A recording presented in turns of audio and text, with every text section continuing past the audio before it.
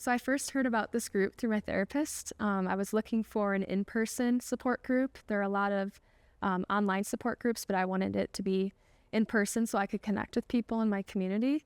I knew my story was unique, and I wanted to be able to navigate my grief journey with people who are also experiencing loss. I loved this group so much so that I ended up signing up for a second session. Hi, I'm Jill. I was one of the facilitators for Facing the Mourning in Summit County. As death investigators, we are one of the first to experience the aftermath of death, not only the physical, but the emotional.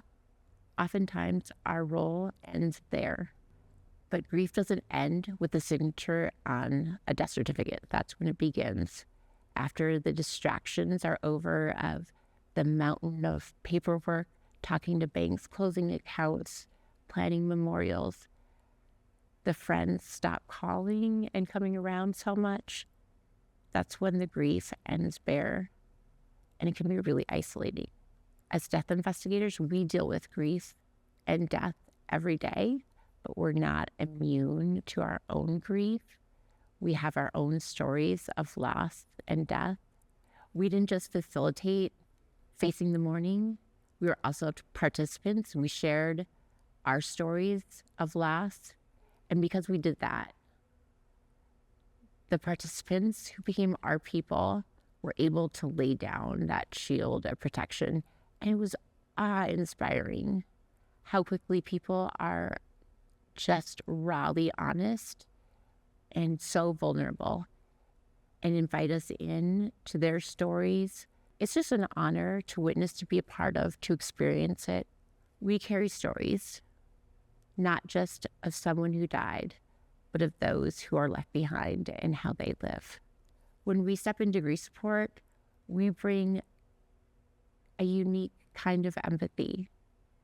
It's grounded in truth, but it's softened by our own humanity, our compassion, our empathy, and our understanding.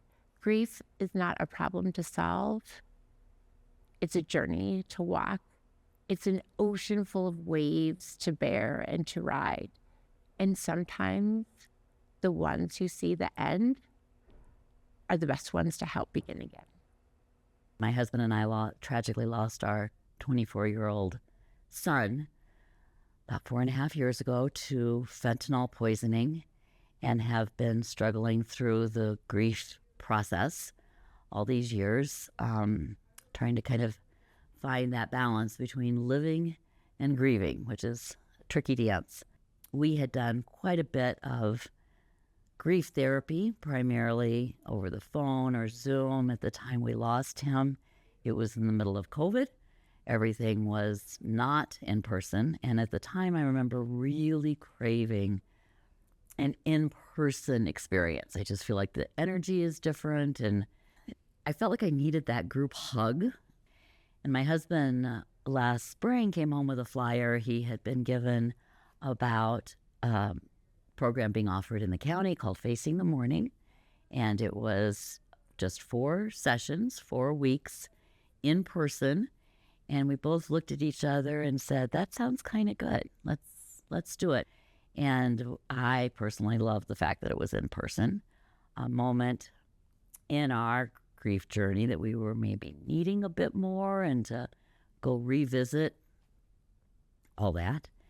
And so we were pretty excited. And I came and found myself very lit up by it. It was everything I had hoped. The group is small here, 6 to 8 folk perhaps. And I was amazed at how much change there was in all the participants from that first session to that last session. And the tears we had shared, the stories we shared, the immense reaching out to one another with thoughts that might have worked with one, that didn't work with one. It became not just the facilitator-led, but it became a group. And everyone, I think, would have felt that same strength. Whoa. A lot of kinds of grief, a lot of different types of grief. I myself was very touched by it. and in working with Britt and Jill, both from the coroner's office, I folded into doing some of the online training and beginning to help with the facilitating as well. And in watching now other groups, again, I'm fascinated by how much of an impact just those 4 sessions are. Like night and day for some of the people I felt like that were coming in feeling so lost and leaving feeling a path towards some joy. So very, very cool. It was really interesting that it was from the coroner's office. Britt and Jill were able to explain for that entity, they are seeing, oh my God, so much loss and dealing with those families and no real way that they had to help that loss.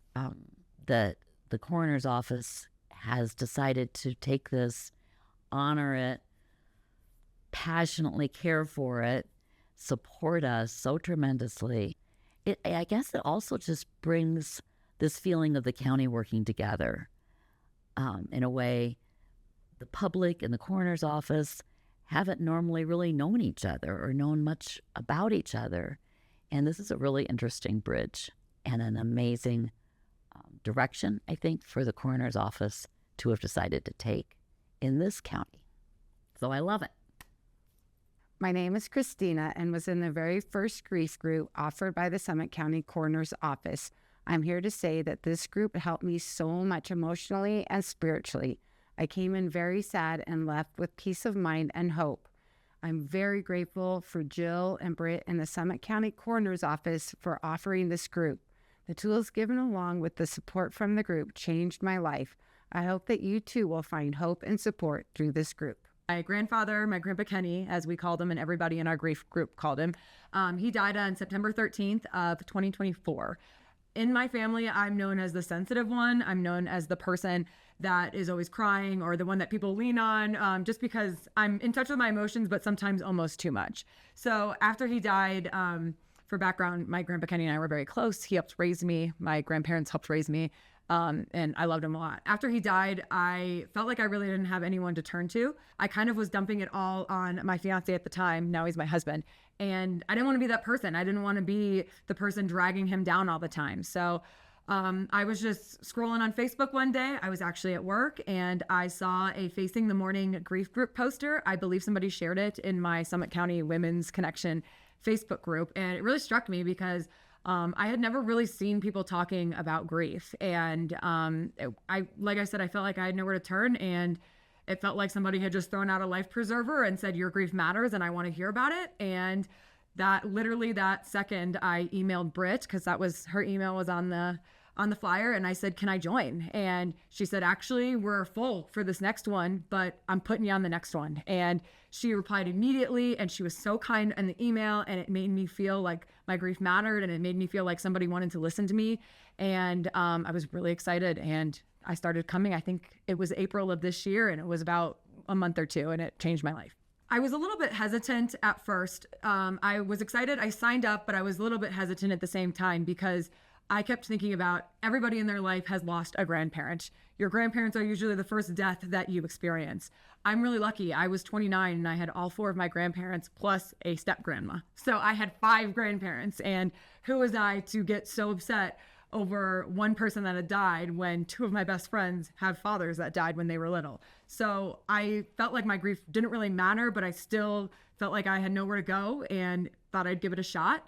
I walked in here and there were people of all ages. There were people my age. They were 80-year-old women. Not one time did a person tell me that my grief didn't matter. When I talked about Grandpa Kenny, they listened, they hugged me. I feel like I made lifelong friends with people that are 40 years older than me, and it was amazing. I felt like somebody was listening to me. I felt like my grief mattered. I felt like people wanted to hear about Grandpa Kenny. But I think one of the most amazing parts was that the people and the workers in the coroner's office participated. They actively participated. They did the homework. They brought photos of their loved ones. They cried. They were vulnerable. And it made me feel like I wasn't in a class, it made me feel like I was in a support group and we were all in this together. And I think the fact that they were coroners, or that they are coroners and they're involved in this and they participated, made it so much more impactful. Hi, I'm Lauren. I recently lost my soulmate, and I live here in Summit County, where even though we're like a huge city now, we still have rural roots, and we don't have a lot of the resources that a big city has. So a lot of my friends were telling me, or people that have lost their loved ones were telling me to find a grief support group or go to counseling. And so I did try to find a counselor, and that did not go well. There's a very long wait list, and it's extremely expensive, and the session itself did not go well. And I looked into grief support groups. The closest one was in Denver. And when you're going through trauma, time management is not easy. And so Denver was pretty much out of the question for me. So one day I was on Facebook, which is like Instagram, but for Gen Xers. So for those of us who can't use Instagram, I saw a post that our coroner's office was offering a grief support group called Facing the Mourning, and that it was free. And so I tried to sign up, and it was full, and tried to sign up again, and it was full, and finally got in at the perfect time. And it was an amazing resource for not only me, but our communities. So as a rural place, we do have an amazing community full of caring and loving people. But at some point, I felt like I was maybe leaning too hard on my friends and didn't want to be a burden. And I had never done any kind of grief support before, and I was really scared and didn't know what to expect. And I was really worried that what little energy I did have would be completely drained by doing this. And it wasn't easy, but it was really helpful. And Britt and Amber and Jill and the Summit County Coroner's team really, really helped me and probably our whole group start taking steps towards healing. Britt created a very safe and comfortable space, and it was judgment-free, and everyone had an opportunity to share or not, whatever they felt like sharing or not. And judgment-free, nobody was comparing if one person's grief was worse than another's. And Britt mentioned that she would have homework for all of us. And she said, I have homework, and you can do the work or you cannot do the work. But by doing the work, you'll be able to start healing. And the homework was thoughtful, and I did not do all of it, but it was thoughtful and it was very helpful. And it helped me turn my entire mindset in a different direction. One of being, feeling like life was really unfair to being really grateful for the people in our community, our tight-knit community, our love for one another, and for the support that our coroner's office was sharing with our community in need. I hope this program will continue for the rest of Summit County and for other areas in Colorado. It's a very useful group that provides a lot of care and concern, and more specifically, tools to help us move forward.